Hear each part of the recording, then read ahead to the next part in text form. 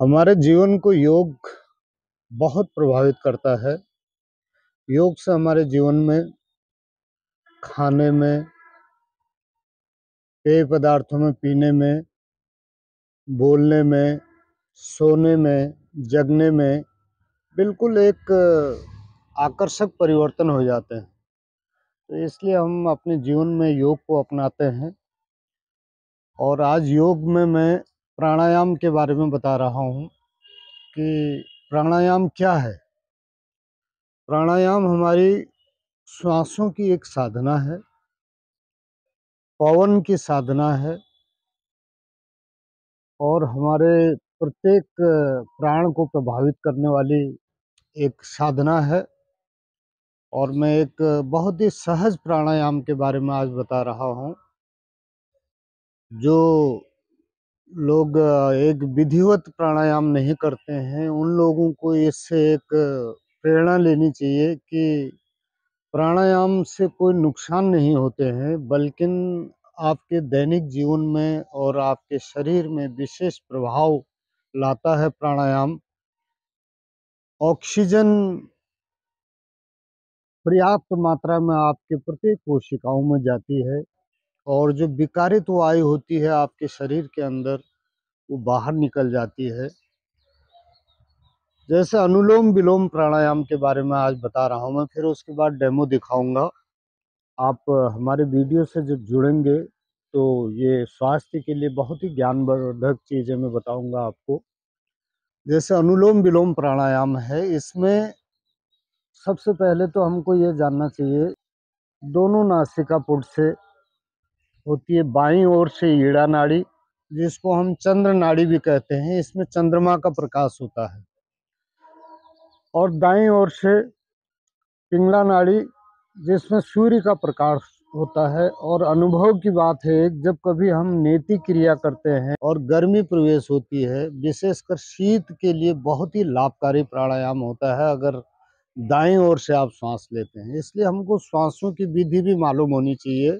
अब मैं आज अनुलोम विलोम प्राणायाम के बारे में जैसे बता रहा हूँ आपको, कि आप जैसे चंद्र नाड़ी से आप शुरू करते हैं, तो बाईं ओर से जब सांस भरते हैं आप गहरी, और दाईं ओर से निकालते हैं। इस दौरान लोगों की एक भ्रम है, बाईं ओर से भरते हैं, दाईं ओर से बाहर निकालते हैं।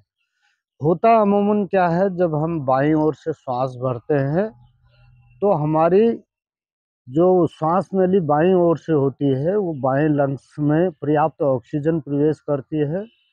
और जब हम दाईं ओर से निकालते हैं तो दाईं ओर से लंग्स में जो हमारी दाईं ओर की श्वास नली है, वो हमारी विकारित वायु कार्बन डाइऑक्साइड और जो विषैली गैसें अचानक रुक जाती हैं, वो बाहर निकलती है। फिर जब हम दाईं ओर से श्वास भरते हैं तो क्या होता है, हमारी ऑक्सीजन प्रवेश करती है दाईं ओर से पूरे फेफड़े में। तो उधर बाईं ओर जो विकारित वायु होती है, वो बाहर निकलती है। तो इस प्रकार एक सिस्टम है। मैं आपको अब इसका डेमो दिखाना चाह रहा हूँ। आप कोई भी सहज आसन में बैठ जाइए, लेकिन सबसे अच्छा पद्मासन होता है। दो आसन बहुत महत्वपूर्ण होते हैं योग के लिए। एक सिद्धासन, सिद्धासन जो है संत लोग और योगी लोग बहुत अच्छा लगा लेते हैं, लेकिन अमूमन जो ग्रस्त होता है वो सहज आसन, स्वास्तिक आसन या सुखासन या पद्मासन। सर्वोच्च आसन जो गृहस्थ लोग होते हैं उनके लिए पद्मासन है। पद्मासन के लिए हम लोग क्या करते हैं, दाएं पाँव को मोड़ा और दाएं जंघा मूल पे सेट कर लिया, और बाएं पाँव को मोड़ा, बाएं जंघा मूल के बिल्कुल सेट कर लिया। अब दोनों यहाँ पे आपके दोनों टखने पाँव के बिल्कुल एड़ी साथ में आ जाती हैं, और जो पाँव के पंजों का रुख होता है वो ऊपर की ओर हो जाता है। इससे ऊर्ध्वाधर हो जाती है सारी शक्तियाँ। अब दोनों हाथ ज्ञान मुद्रा में। ज्ञान मुद्रा में क्या होता है कि आपके 5 तत्व होते हैं हाथ में। कनिष्ठा जल तत्व का प्रतीक, अनामिका पृथ्वी तत्व का प्रतीक, मध्यमा आकाश तत्व का प्रतीक, और तर्जनी वायु तत्व का प्रतीक। तो हमारे जब हम ज्ञान मुद्रा में रहते हैं तो तर्जनी और अंगूठा मिल जाते हैं, तो अंगूठा हमारा अग्नि तत्व का प्रतीक होता है। यानी अग्नि और वायु साथ में मिल जाते हैं, 3 अंगुलियां सीधे रहती हैं। अब बायां हाथ आपका ज्ञान मुद्रा में ही रहेगा, दाहिना हाथ मोड़ेंगे आप कोहनी को बिल्कुल सीने से सटा लेंगे, और विष्णु मुद्रा भी कहते हैं इसे।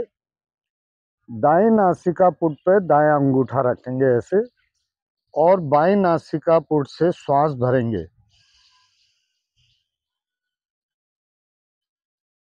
अब बाएं नासिका पुट पे आपने अनामिका रखी और दाएं नासिका से श्वास धीरे धीरे बाहर निकालें।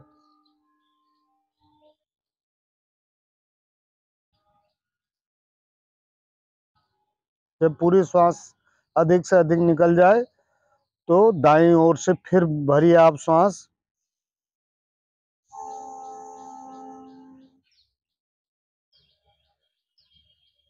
अब बाएं ओर से श्वास धीरे धीरे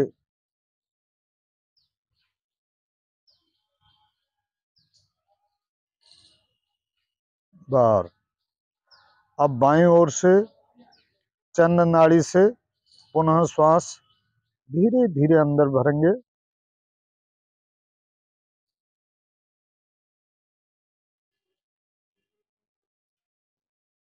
अब बाएं नासिका पुट बंद करेंगे, धीरे धीरे दाएं नासिका पुट से श्वास को बाहर निकालेंगे।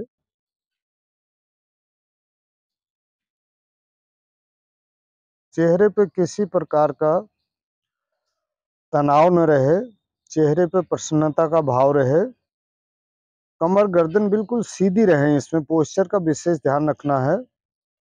आंखें कोमलता से बंद रखें, क्योंकि अनुभूति करेंगे आप अपने अंदर ऑक्सीजन का प्रवेश हो रहा है, कार्बन डाइऑक्साइड और विषैली गैस हमारी बाहर निकल रही है। श्वास लेने और बाहर छोड़ने का क्रम इतना आहिस्ता आहिस्ता होना चाहिए कि आपके पास में कोई साधक बैठा है उसको भी नहीं महसूस होना चाहिए कि श्वासों की क्रिया हो रही है। इतनी गहरी, लंबी और बहुत मध्यम स्तर से।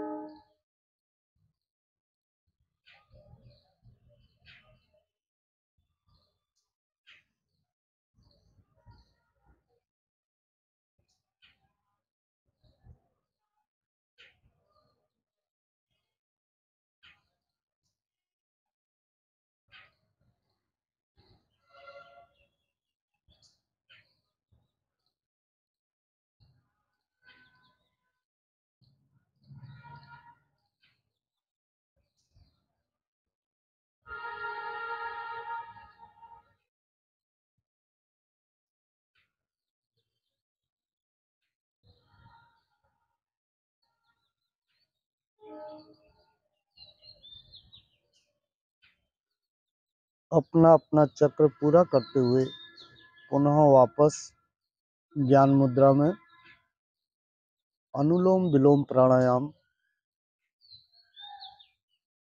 आपके शरीर में विशेष लाभ प्रदान करता है। विषैली गैसें धीरे धीरे बाहर निकल जाती हैं। ऑक्सीजन पर्याप्त मात्रा में आपके प्रत्येक सेल्स में, प्रत्येक रोम रोम में प्रवाह हो जाता है, नस नाड़ियों में। आपके कई सुप्त अवस्था में न्यूरॉन्स होते हैं मस्तिष्क के अंदर, वो जागृत होने लग जाते हैं। सिर्फ कोई भी प्राणायाम को करने की विधि सही होनी चाहिए। अगर उसके पास विधि उपयुक्त नहीं है तो उसको लाभ नहीं मिल पाते। इसलिए किसी योग्य शिक्षक के माध्यम से ही योग की क्रियाएं संपादित करें, जिससे आपको शारीरिक लाभ होगा। सभी को नमन।